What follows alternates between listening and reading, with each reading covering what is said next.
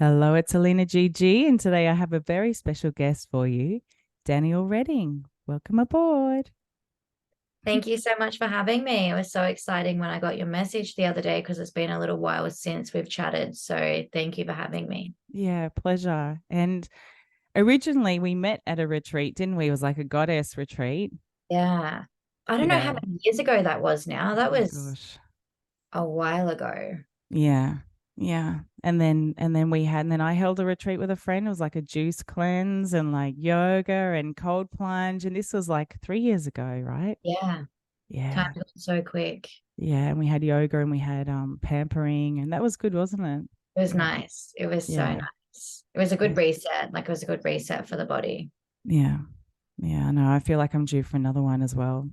Oh I'm my actually in the gosh. middle of a reset at the moment. So yeah, it's so interesting just kind of how like the timelines have aligned at the moment for us to have this chat. Well, what's coming up for you? Like, is there any history you want to share of your journey with the listeners?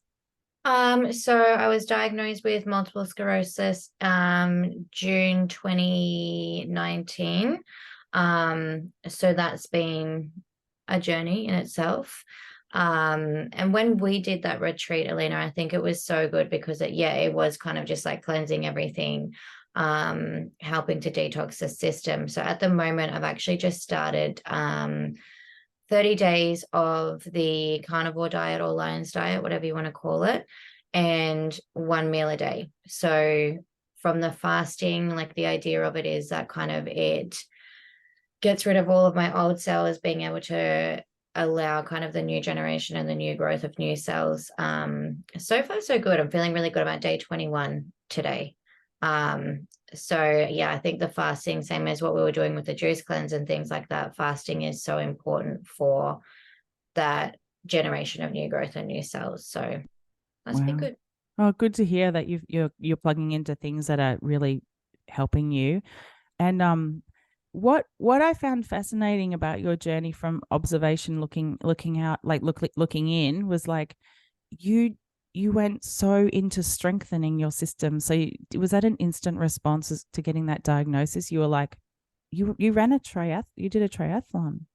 Yeah, and I think so. It's definitely, I think because I've always had such a disciplined mind. And from the minute that I was diagnosed, like from the minute I kind of heard it, I was like, this is not gonna be my story. There isn't gonna be a wheelchair. This isn't gonna be my life. Like this is not happening. So I think kind of, yeah, from the get-go, it was always about what's the next thing. And over the last 4 years, I've done so much work around healing my own personal traumas, healing everything I possibly can to strengthen my immune system. And I've always felt like I am going to heal this. I'm going to be some kind of medical mystery. Like there is not going to be any lesions left on my brain. I think that's just kind of always been the, yeah, attitude I've taken to it. Like it's just, it is what it is. And I'm not going to kind of just lay down and poor me and kind of be in that victim mode because I don't think that helps anybody. Wow. I mean, that is so inspiring, and you're looking better than ever. And that's just incredible. And oh, wow. And so in your life as well, like you are in love, right, with this beautiful man, and you've been together. You said you had your 4 year anniversary the other Yeah, day. so that was yesterday. That was Yesterday, I think. exciting. Mm. And I think within like the conversation of love was I was diagnosed 6 months after we were first together.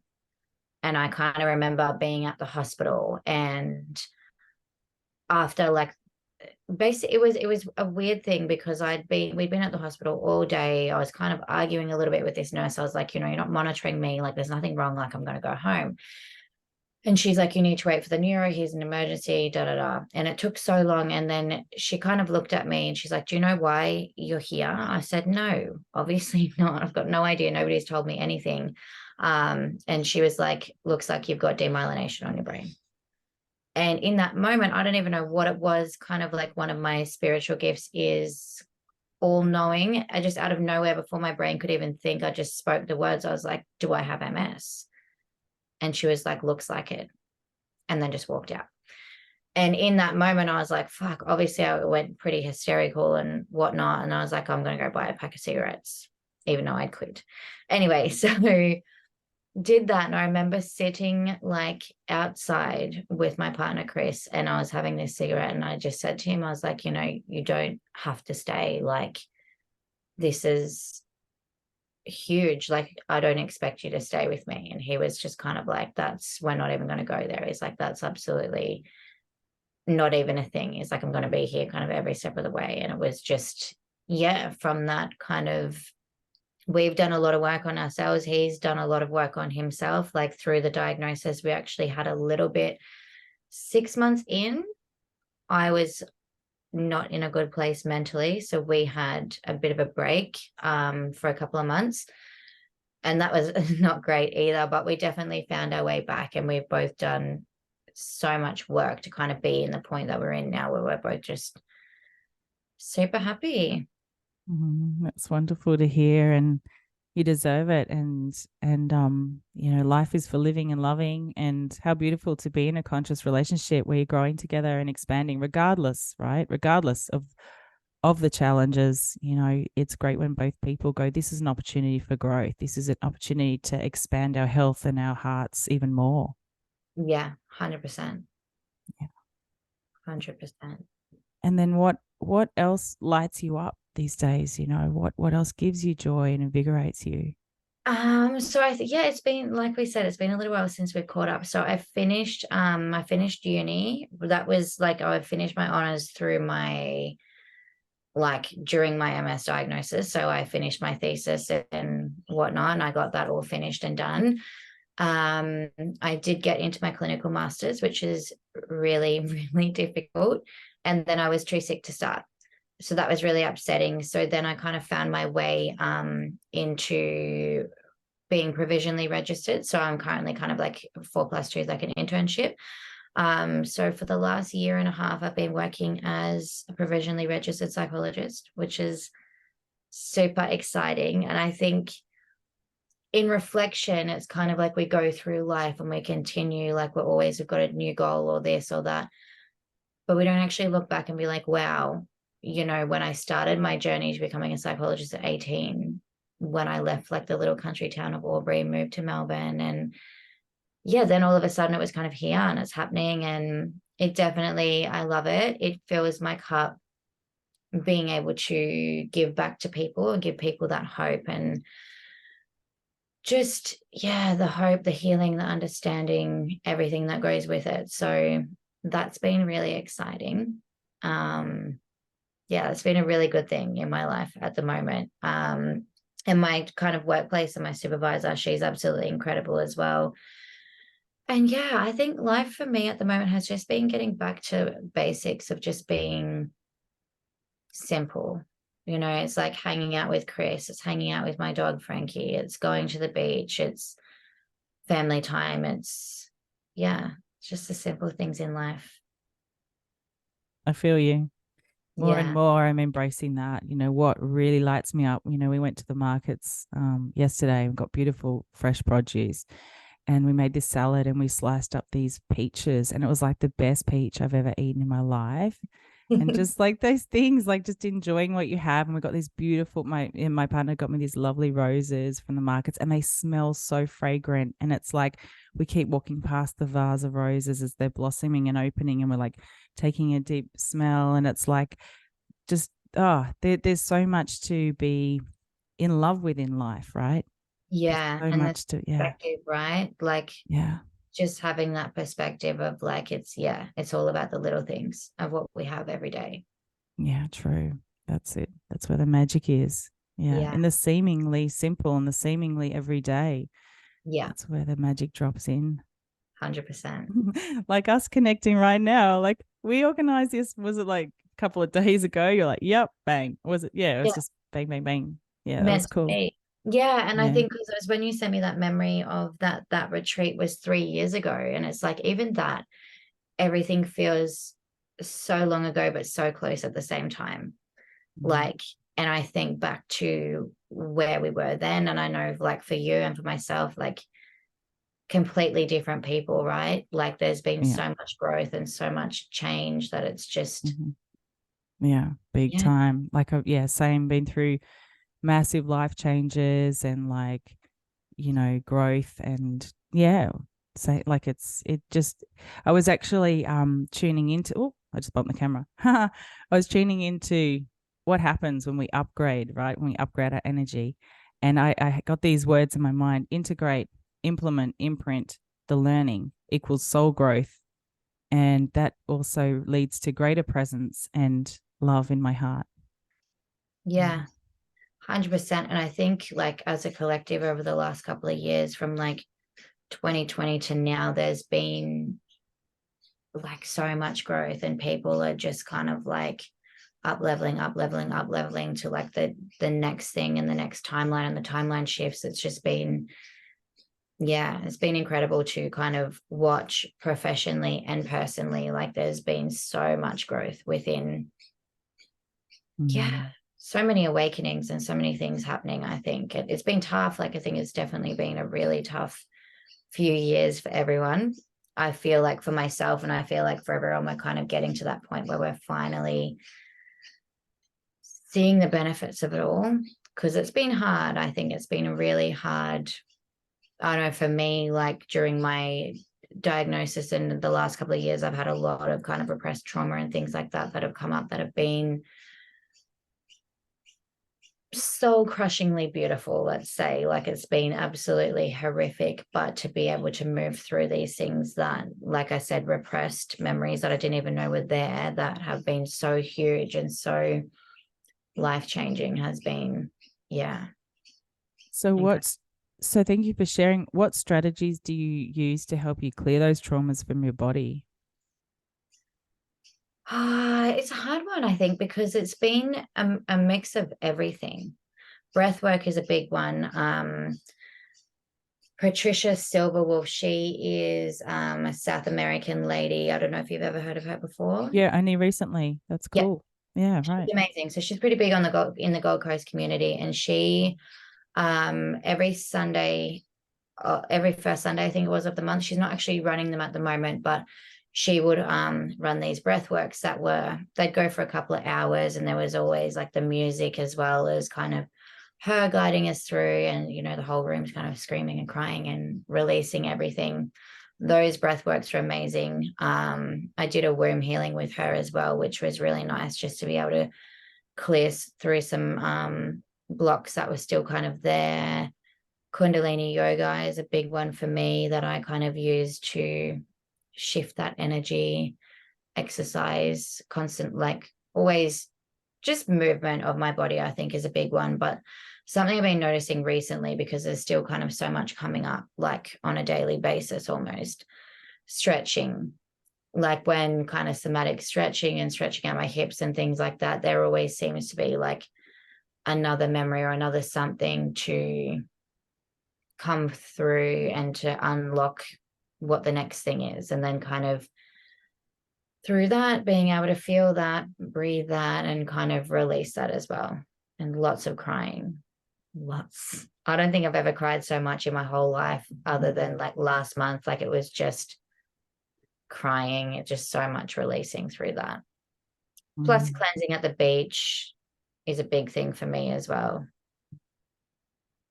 Oh my God, that's beautiful. That's so useful just to remember to plug into all of that. And that's always available for us. And yeah, there's so much out there. And sometimes I feel like we get stuck in, well, I'll speak for myself. Like sometimes during a challenging time, I feel a bit like, oh no, I'm alone or I'm separate or something. Like my ego tries to trick me that I'm separate from source, right? And that's a fucking lie. 100%. And I think like based on like our attachments and things like that as well, like I have a very avoidant attachment style. So the minute things do start to get difficult, I'm like, okay, cool, I'm going to distance from everyone, like whether that be friends, family, partner, everyone, because it's like, well, nobody has my back. Like everything, I have to do it all by myself because I'm the only person that I can rely on, which is not true in the slightest. But that's definitely my way sometimes that I cope, that I'm slowly but surely unraveling that, making sure I am leaning on people because everyone is there. It's just kind of the way, like you said, our ego, our mind, our attachment decides that it wants to do Yeah. sometimes. And lately I've been really seeing it through the eyes of it's in the nervous system, what needs to clear. It's just kind of stuck in the nervous system. And I think traumas are just little or big, whatever, memories and feelings stuck in that nervous system. And then when we release it, we can like, yeah, feel it and try and release it without attaching too much story. And then lately, like, I've been observing that, like how much story am I attributing to this feeling in my body, which wants to release, and just it's a fine line sometimes because we want to understand it. It's great to like know yourself and like get to know, how things are there and why things are there. But honestly, like so much of it could just be, from childhood. And apparently, everyone's got traumas of some type, right? And then there's this, I can't remember his name, but there's this amazing leader in this field. And he said that a trauma could be when you wanted to connect with a parent, but they avoided eye contact. 100%. And there's so many little things all the way through life that kind of, I work in with a lot of autistic kids and adults, so kind of in that neurodivergent field, which especially for an autistic person, like something that a neurotypical wouldn't find traumatic is very different for a autistic person. And it's kind of like all of these. I think that there's a book called Body Keeps a Score. Have you heard of that book before? I've heard of it, but not read it. Yeah. That's amazing. It is like it's a hard Mm. book to read, but it is incredible about 100% everything that happens to us then is stored in our body. Our body 100% then physically manifests, and that's 100% what I believe with my MS. It's kind of like I had so much unhealed trauma that your body kind of eventually says enough is enough. Like if we're not going to look at it, if we're not going to heal it, then here we go. We're going to have a sickness that we have to look at it and heal it. And obviously with MS being an autoimmune condition, so many autoimmune conditions as well, like it's so prevalent in women, not so much in men. Like I can't remember the exact statistics, but because we do store so much in our body, in our nervous system, and we aren't able to let it go, and we're not able to, especially when it comes to things like sexual abuse and things like that. I think it's about 60% of women with MS have been sexually abused. And that's kind of like that trauma being trapped in our body that then isn't able to be released. So then it's like, okay, cool. Our body's going to start attacking itself. Wow. And I Yeah. think that's why it is so important to constantly clear those traumas from our body so our body can heal. I 100% agree with you. And yeah, I mean, I had a client that I was teaching yoga to recently, and yeah, she has MS. And yeah, I can see what you're saying. I can see reference points of why I would see that as true. Yeah. Yeah. Yeah. So Yeah. it's very interesting. I'm wondering how much study and research is being done with this concept, this truth. I think there's quite a lot out there, to be completely honest. I think it comes down to, I know for me, like when I was reading Body Keeps the Score about like the sexual abuse and like some other things in that book was a really big trigger for me that I was like, holy shit, not really. And that's kind of, I think, what was the start of like some of these repressed memories that were coming up was literally one line in that book. And it was kind of like, I wasn't ready to, I guess, read some stats or read some things at the time.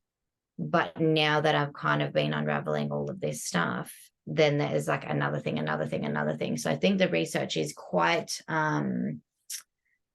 there is quite a lot of it. There is quite a big body of research out there around the nervous system and that kind of thing. It's just, yeah, where you look for it. And I know for me anyway, the timing of everything in divine timing, right? The timing of being ready to read things. Yeah, I agree. I agree. That is so true. And yeah, when we're ready, then we can, yeah, like you said, unravel the next piece and then grow and, rise up. and Yeah. yeah, my gosh, what a fantastic conversation. This is awesome. Yeah.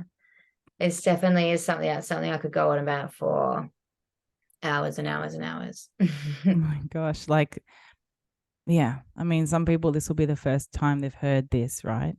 Mm, This concept and this link between, the body and its body memory and its, yeah, the nervous system. I mean, that is the gateway to everything, really. Yeah. yeah. Yeah. And I think a big lesson for me has been learning how to receive. Like, as I was kind of talking about with my avoidant attachment and whatnot, it was always kind of like I will do everything myself.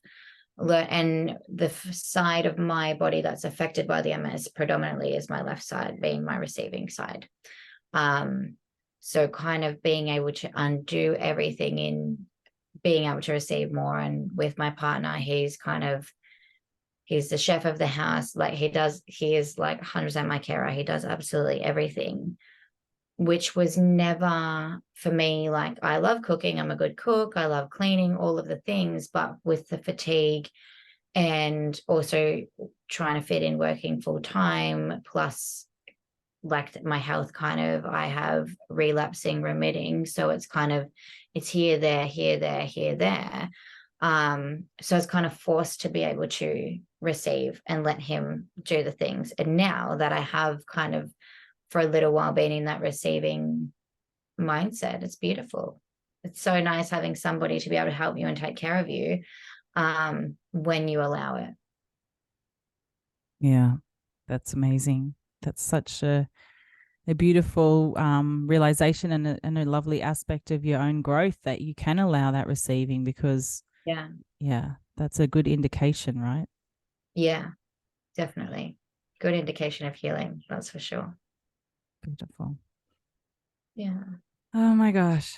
Well, anything else front of mind for you at the moment? Probably like my biggest motto that I'm living by at the moment, I'm just loving it, is that we need to feel to heal, because I was definitely the queen of disassociation of, for obviously reasons that my brain had to go into that mode for protection and all the rest of it. But now being able to feel to heal is so important, because I've always been that kind of push on kind of person of just like, just it's fine, get it done, whatever, everything's fine. But now being able to take that time to go, you know what, this is really important, that I need to feel. I need to be sad, I need to be angry, I need to be disappointed, I need to feel shame, whatever it might be. But feeling those feelings to be able to then heal those feelings. Beautiful. And then trusting that they will shift and they will transform and this too shall pass, right? Yeah, 100%. Mm, yeah. 100%. Yay. And then you've said you've set up a special Facebook page for MS. Is that right? What's that called? No, so this one is an Instagram page and it's Mm-hmm. called Sykes MS Journey. So it's basically what I've done. I'm doing 30 vlogs in 30 days, talking all about kind of my story and how this diet is helping kind of get rid of the inflammation and whatnot in my body. So yeah, I'm up to day 21 today. I've got a week and a bit to go, and then I'll go back to my naturopath to kind of see where my inflammation markers and stuff are, and see how the fasting and the purely just carnivore diet has helped. So it's a little bit of a experiment at the moment. But yeah, and there's also like a few little psych tips in there as well. And yeah, it's more so just like a journal for me at the moment. It's just kind of like my journal diary that I'm speaking to the universe, and hopefully it can help one person along the way or That's more. beautiful. I would definitely share those links. Could you spell that out again? The Yep. So Insta. it's called Sykes MS Journey. So PSYCHS MS Journey. Mm. Yeah, you're such an inspiration, honestly. You're like Thank a ray of sunshine. you. Thank you. Oh my gosh. Well, thank you, Danielle, for joining us. And yeah, have a beautiful, beautiful rest of your day. Thank you. I will. And thank you for so much for having me. It was really nice chatting. See ya. See ya. Bye.